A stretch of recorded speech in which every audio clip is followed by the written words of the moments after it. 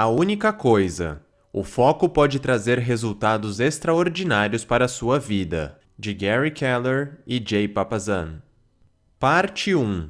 Sonhar pequeno pode limitar seu potencial e as suas oportunidades. Quando Arthur Guinness montou sua primeira cervejaria, ele claramente tinha planos mais grandiosos do que produzir apenas alguns barris de cerveja. Ele assinou um contrato de 9.000 anos de aluguel pelo prédio. Da mesma maneira, quando J.K. Rowling concebeu a ideia de Harry Potter, ela previu 7 livros sobre a vida em Hogwarts antes mesmo de escrever o primeiro livro. Essas duas pessoas se tornaram extremamente bem-sucedidas, e, em grande parte, isso se deve ao fato de que elas não tinham medo de sonhar alto. Elas possuíam uma visão grandiosa do sucesso, antes mesmo de começar a trabalhar nela. É até difícil imaginar que atingiriam tanto sucesso se não tivessem começado com sonhos tão grandes. Mesmo assim, para a maioria das pessoas, ter grandes ideias ou almejar grandes conquistas é realmente desafiador. Esses pensamentos negativos impedem a maioria das pessoas de sonhar alto. Quando falhamos em sonhar alto e permitimos que esses sentimentos negativos nos dominem, nossas ideias encolhem e, consequentemente, bloqueamos nossos potenciais. Nós colocamos limites em nossas trajetórias, nos condenando à mediocridade. Por exemplo, o progresso da ciência teria sido muito menor se alguém não tivesse arriscado experimentar ideias antes consideradas fantasiosas, como explorar o fundo do mar, voar e explorar o espaço. Nós precisamos entender que o fato de algo não ser real ainda não significa que não seja possível no futuro. Nós não devemos limitar nossas possibilidades àquilo que enxergamos como impossível. O sucesso requer ação, e ação requer planejamento. No entanto, para atingir resultados extraordinários, nossas ações devem se basear, antes de mais nada, em sonhos grandes. Parte 2. Priorize as suas tarefas. Elas não possuem a mesma importância. Muitas pessoas gostam de listar as suas tarefas para ter controle daquilo que precisam ou querem fazer. Mas após terminarem as suas listas, como definir qual item deve ser executado primeiro? Você por acaso começa pelas mais longas? Ou tenta eliminar primeiro as tarefas menores? Talvez você até as execute seguindo a ordem em que foram escritas. Porém, todas essas abordagens são falhas, pois os seus afazeres não possuem a mesma importância. Na verdade, apenas alguns deles terão profundo impacto. Estes, portanto, devem ter alta prioridade. Esta conclusão pode ser extraída do trabalho de Joseph Juran, um pioneiro do controle de qualidade. Enquanto trabalhava na General Motors, ele descobriu que a maioria dos defeitos nos carros vinha de apenas algumas falhas na produção. Estava claro para ele que consertar essas falhas deveria ser a grande prioridade. Juran nomeou sua descoberta como o princípio de Pareto, nome dado em homenagem a um economista italiano, Vilfredo Pareto, que descreveu um modelo de riqueza e distribuição de renda da Itália no século XIX. No modelo, Pareto mostrava que 80% das terras pertenciam a 20% das pessoas. Juran notou que essas proporções eram semelhantes às suas. 80% dos defeitos vinham de apenas 20% dos tipos de falhas. Juran percebeu que o princípio 80-20 era uma lei universal. 80% dos resultados surgem de 20% dos esforços. É claro que as proporções podem mudar, mas o conceito principal diz que a maioria dos resultados dependem de uma minoria dos esforços. As implicações de seu princípio são claras. As tarefas de sua lista de afazeres não são igualmente importantes. Apenas um pequeno número delas realmente contribuirão para o seu sucesso. Então, quando tiver que selecionar qual atividade deve ser executada, comece por aquela que terá o maior impacto. Parte 3. Fazer a pergunta certa ajuda a estabelecer prioridades, criar tarefas eficazes e atingir seus objetivos. Sobre o sucesso, Mark Twain uma vez disse: "O segredo de estar à frente é começar. O segredo de começar é quebrar as tarefas grandes em tarefas menores e começar pela primeira." Este é um bom conselho, mas saber para onde você quer ir e qual a primeira tarefa necessária para chegar lá pode ser um tanto difícil. Para solucionar este dilema, você deve fazer a pergunta certa. Uma pergunta feita especialmente para ajudá-lo a identificar onde você quer ir e o que você deve fazer para chegar lá. A pergunta certa é: qual é a única coisa que eu posso fazer para que todo o resto se torne mais fácil ou irrelevante? Esta pergunta pode ser dividida em dois níveis, cada um com sua função. Primeiro, em um nível macro, a pergunta certa pode ajudá-lo a ter uma visão holística e identificar seu objetivo geral. O que você quer fazer e conquistar em sua vida? Por exemplo, o seu o quê pode ser o seu objetivo geral de carreira. Segundo, em um nível micro ou de curto prazo, a pergunta certa lhe dá um foco para priorizar suas opções imediatas e selecionar a tarefa mais eficaz para começar. Aqui você está procurando o que você pode fazer agora, por exemplo, fazer aquela apresentação. O primeiro nível é sobre encontrar a direção correta na vida. O segundo é sobre escolher a ação certa naquele momento para poder chegar lá. Fazer essa pergunta repetidamente a si mesmo não apenas o ajuda a focar no seu objetivo, mas também lhe mostra os passos certos que você deve dar para caminhar em direção ao sucesso, criando progresso e quebrando a inércia. Parte 4. O segredo para uma vida disciplinada é estar sempre criando bons hábitos. Quando pensamos em alguém tão bem-sucedido quanto Bill Gates, temos a tendência a atribuir o seu sucesso fenomenal à sua disciplina extraordinária, que permitiu que aprendesse a programar computadores enquanto ainda era jovem. Este nível de disciplina parece um desafio impossível. Como pessoas bem-sucedidas mantêm tal disciplina? Porém, olhando um pouco mais de perto, podemos ver que a chave para seu sucesso não é se esforçar tremendamente para manter o foco e a força de vontade, mas sim usar a disciplina seletivamente para formar bons hábitos duradouros. A história de sucesso de Michael Phelps é um exemplo revelador. Ele é altamente admirado por seu foco e disciplina. Mas, na verdade, quando era criança, Phelps foi diagnosticado com transtorno de déficit de atenção e hiperatividade. Pensavam que ele jamais conseguiria focar em alguma coisa em sua vida. Então, como ele foi capaz de superar isto? Phelps canalizou toda a sua energia para formar um único hábito: nadar todos os dias. Por quase uma década, de seus 14 anos até as Olimpíadas de Pequim, ele treinou 7 dias por semana, 365 dias por ano. Um hábito é apenas o começo. Hábitos são muito mais fáceis de serem mantidos do que de serem iniciados.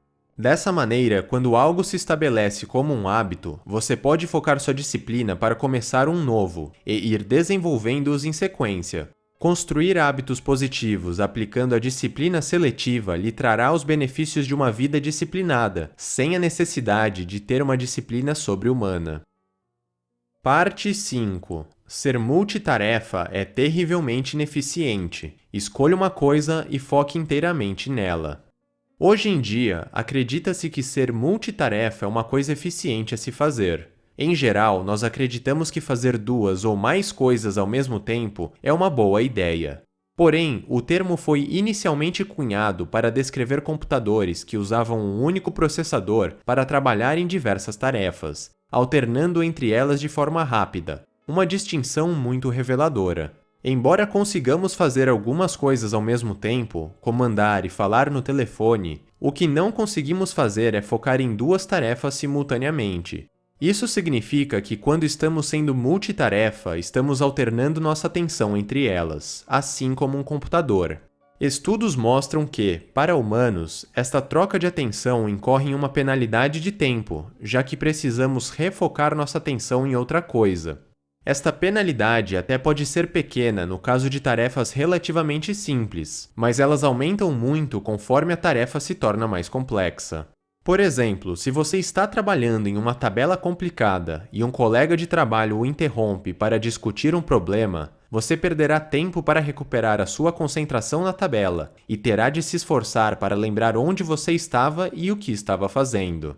Durante o dia, essas penalidades vão se somando, em especial no ambiente de trabalho. Foi estimado que, em média, pessoas que trabalham em escritórios se distraem a cada 11 minutos e perdem cerca de 1/3 do seu dia se recuperando dessas distrações. Você realmente pode perder 1/3 do seu dia de trabalho? Descubra o que mais importa naquele momento e dê sua atenção por completo a isso. Faça o que for possível para se livrar das distrações e das interrupções. Elas consomem grande parte do seu dia e, consequentemente, dos resultados que você obtém em sua vida. Parte 6. Sua força de vontade é como uma bateria. Escolha cuidadosamente onde você quer usá-la, ou você pode acabar não tendo mais quando precisar. Muitas pessoas sabem que não possuem força de vontade infinita. O que é surpreendente, porém, é que pesquisas mostram que nossa força de vontade, longe de ser um recurso constante, é drenada em taxas variadas ao longo do dia, dependendo das tarefas que executamos. Por exemplo, nossas forças são gastas quando tomamos a decisão de focar nossa atenção, reprimir nossos sentimentos ou mudar nosso comportamento na busca por um objetivo. Quando nossa vontade é drenada, somos menos capazes de executar uma tarefa que a demande. Isso explica por que é difícil você recusar um doce após um longo período de tomada de decisões, ou após realizar um trabalho cansativo. Ceder a um prazer é uma coisa, mas tomar decisões de vida quando a sua força de vontade está baixa pode ser determinante para obter resultados desastrosos. A força de vontade é como uma bateria, então planeje o seu dia de forma que evite tomar decisões importantes quando estiver com a carga muito baixa. Parte 7. A palavra foco significa dizer não. Recusar tarefas irrelevantes é fundamental para que você consiga focar no que realmente importa. Todos nós temos dificuldades em falar não de vez em quando, porque queremos ser prestativos e não queremos magoar as outras pessoas. Ajudar as outras pessoas pode ser altamente recompensador, mas para preservar o seu tempo e a sua energia para os seus objetivos, você precisa conseguir dizer não para pedidos de baixa prioridade ou de baixo impacto. Quando Steve Jobs retornou à Apple em 1997, ele reduziu o quadro de produtos da empresa de 350 para apenas 10. Ele teve que dizer muitos nãos. Em uma conferência de desenvolvedores em 1997, Jobs explicou: "Quando você pensa sobre foco, você pensa, bem, focar em algo é dizer sim. Não, na verdade, focar em algo é conseguir dizer a palavra não. Falar não para outras pessoas não deve ser visto como uma atitude fria ou egoísta. Você sempre pode dar alternativas que não vão exigir sua assistência direta, ou então você pode redirecioná-las a alguém que possa ser mais prestativo do que você. Além disso, busque maneiras de implementar estratégias que vão diminuir o número de pedidos que recebe de ajuda. Por exemplo, oferecer aos seus clientes uma lista de perguntas e respostas frequentes antes de virem consultá-lo. Isso pode ajudar, mas lembre-se, algumas vezes você ainda terá que recusar a oportunidade de ajudar alguém para conseguir atingir o seu objetivo. Você precisa entender que seu tempo e recursos são limitados. Portanto, você deve estar preparado para dizer não para tarefas triviais se quiser focar sua energia e conseguir executar o que é realmente importante para você. Parte 8. Viver com um propósito e visualizar os passos para chegar em seu objetivo vão colocar você no caminho certo para atingir resultados extraordinários. Imagine que você não tem objetivos nem ambições concretas. Se estivesse realmente à deriva, como você decidiria passar os seus dias? Você acha que você iria perseverar em tarefas difíceis ou entediantes, sem saber o porquê está fazendo? Quando imaginamos um cenário desse tipo, percebemos o quão importante é ter um objetivo como guia. Ele dá à sua vida um sentido e um propósito, que leva a maior clareza em seus pensamentos, mais convicção em suas ações e auxilia a tomar decisões mais rápidas. Afinal, se você não sabe onde quer chegar, qualquer caminho serve. Mais importante ainda, saber o motivo daquilo que está fazendo lhe dá inspiração e motivação para enfrentar os problemas que aparecem.